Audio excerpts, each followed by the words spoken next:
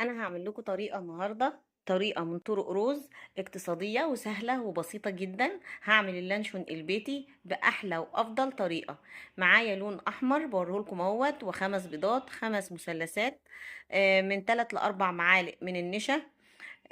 كمان معايا كوبايه من الدقيق، ونص كوبايه من الزيت. عندي البهارات بقى. آه، البهارات بتاعتي هتبقى فلفل اسمر، بابريكا. بوريكم اهوت، بقول لكم ده بصل بودر، فلفل اسمر والبابريكا. عندي البهار اللي هو بتاع المرقه السايب، 3 فصوص من التوم الفريش. وعندي كمان شطه، معلقه من الشطه او نص معلقه من الشطه. عندي بيكنج باودر، هاخد منه معلقه صغيره من البيكنج باودر. هبتدي بقى المكونات بتاعتي ديت هخلطها مع بعضها في الخلاط. هبتدي احطها قبل ما ندخل بقى على طريقه عمل اللانشون.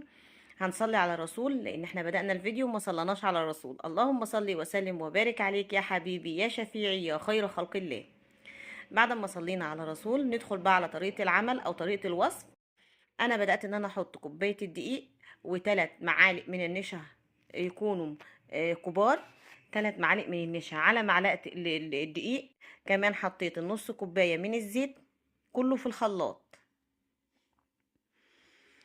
لانشون اقتصادي سريع جميل. والله ما هتقدري تميزيه عن اللي بره، بل بالعكس ده اطعم من اللي بره. وضمن مكوناته حاطه فيه ايه، بعيدا بقى عن ان انا عملته بعيدا عن اللحمه او اللحوم، او بعيدا عن صدور الفراخ. وبعد كده نبقى نعمل بقى اللانشون بصدور الفراخ او باللانشون المرات اللي جايه ان شاء الله. بدأت ان انا احط البيض على المكونات بتاعتي، على الزيت والدقيق والنشا.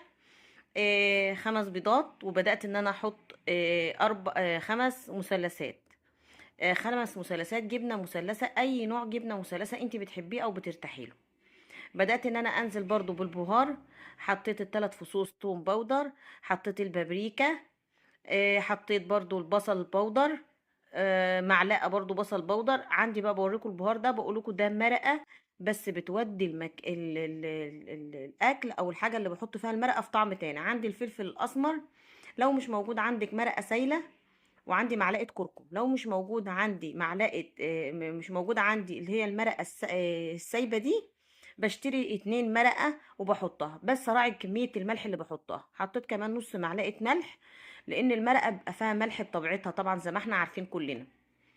بدأت بقى ان انا انزل، وكمان حطيت نص معلقة شطة للأمانة. بدأت ان انا افتح بقى في المثلثات بتاعتي، وبدأت ان انا احطها. فتحت 5، وبدأت ان انا احط برضو نص معلقة بيكنج باودر، عشان في دقيق بقى وكلام من ده. وطبعا مستغنية عن اللحوم في اللانشون البيتي الاقتصادي ده.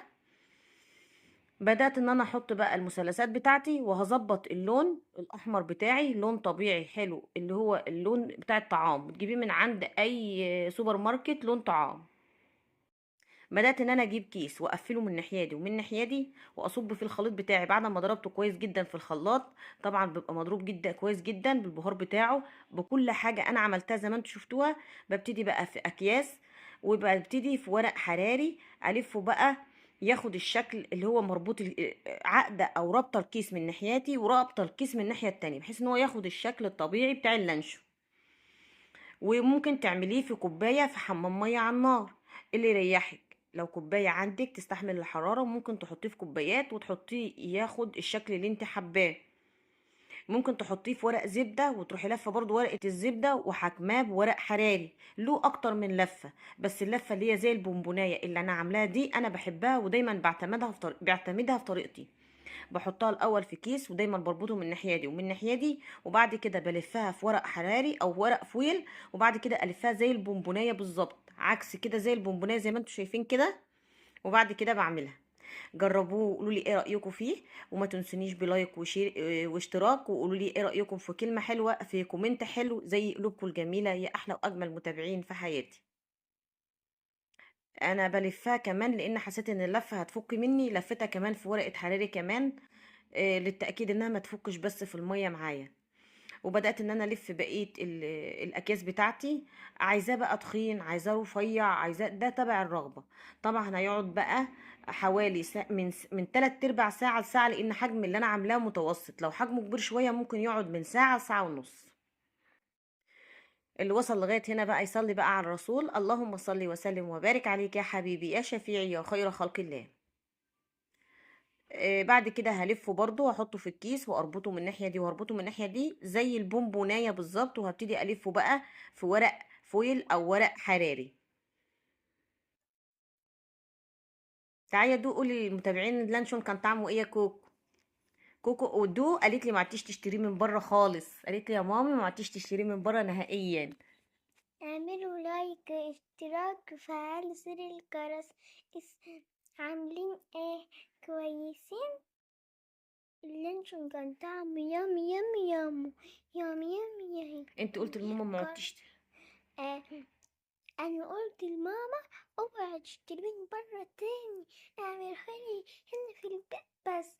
جربوه وما عدتش تشتريه وما عدتش تشتروه من بره.